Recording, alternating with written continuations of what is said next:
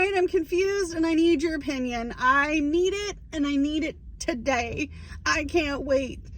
I can't wait for it. I just need to know what in the world has happened.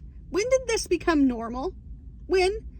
Did I live under a rock for a week or something? Decided not to watch videos, decided not to go on TikTok, and now I'm like, whoa, this is crazy.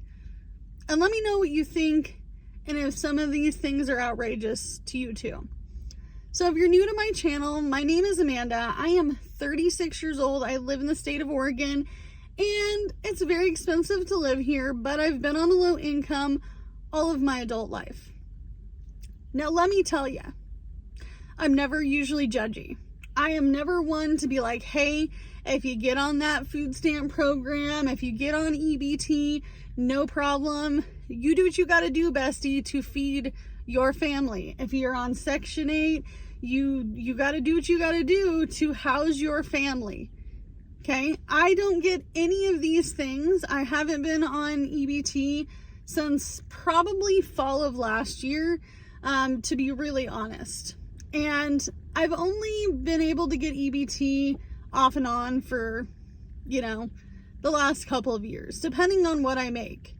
Now, I am self-employed most of the time, and I am fine with paying for my groceries. I really don't care. But I'm not buying crazy stuff. I've been watching some folks that make me a little nervous for them. I mean, I'm nervous for some of these families who are buying thousands of dollars worth of groceries a month.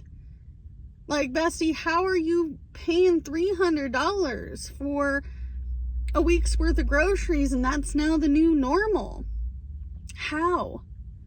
You're still buying those kid snacks, the pre-cut, pre-made PB&J sandwiches. What the heck do they call those things? I don't remember. You get them in the freezer section. They're made by Smuckers. You're buying those. You're buying bulk stuff at Costco, and it's costing you thousands of dollars. I watched a gal do a $3,000 grocery haul for her large family of 6 or 7, and she was like, that's gonna last half the month. And I still have to go to the regular grocery store to get all of the other things. I watched someone else buy almost $800 worth of groceries, and it was a very small amount. Now, there are a few reasons I watch grocery hauls. Number one, I just like them, and I'm curious, and I like to do my self-funded independent research, like Dave Chappelle will tell you, in a very old skit of his, which is my favorite, by the way. Self-funded independent research. I mean, who could go wrong with that? We're all curious, right? And let me tell you, I'm never going to judge you for the things you do, but I want to know, I want you to spill the tea. If you're spending $300 to $500 a week on groceries, how are you affording it? What are you doing for a living? What are you doing for a living? And the funny part about it is these people act like it's no big deal. Like, it's just another day. Hey, I just came from the grocery store and I bought $1,200 worth of groceries.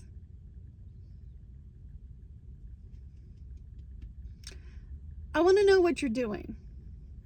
And you're not cutting back. You're not bulking up either. These are just regular grocery shops. I mean, I'm curious, why are you still buying all of those kid snacks? Why are you still buying meat that is absolutely overly priced?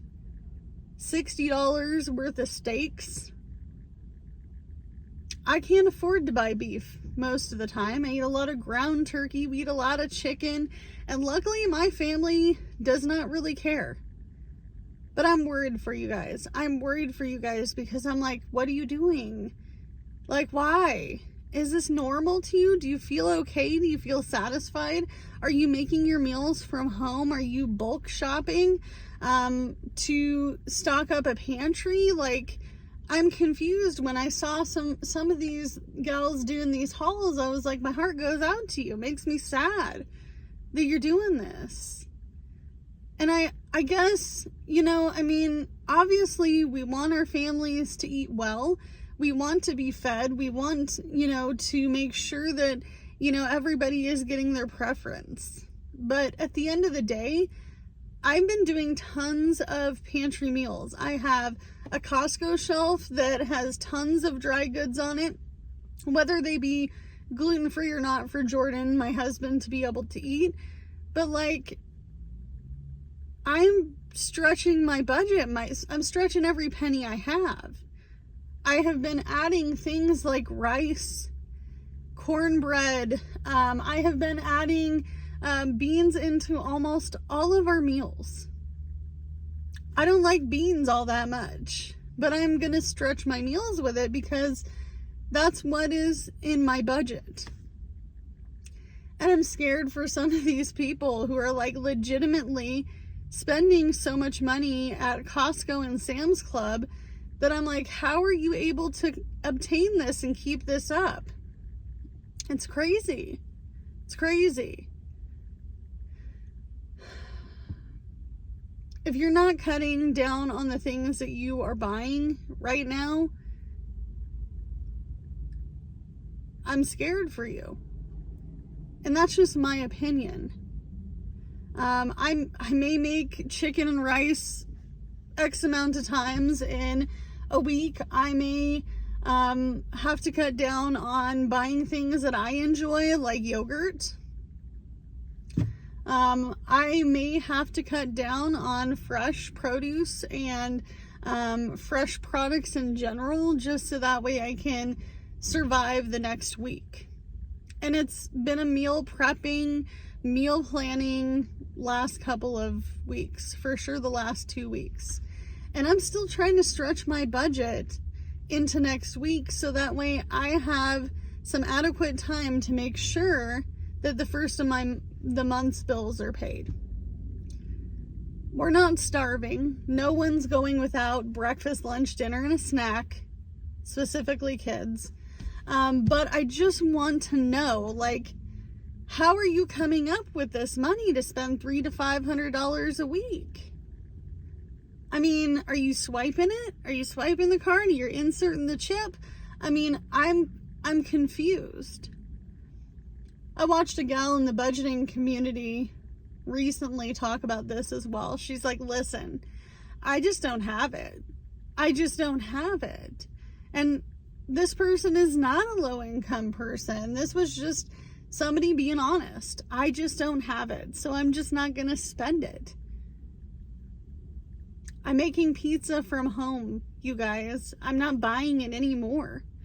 I make my own burritos at home. We eat tacos at home. We barely indulge on eating out. Dining out is just not even a thing that we can really do due to Jordan, my husband's gluten intolerance, and some of the dairy intolerance that he has as well. And it's been a lifesaver for me to come up with some new recipes to be able to stretch that budget through. We have been eating a lot of the things from our freezer. So, I mean, if you have to do these things to survive, please do it.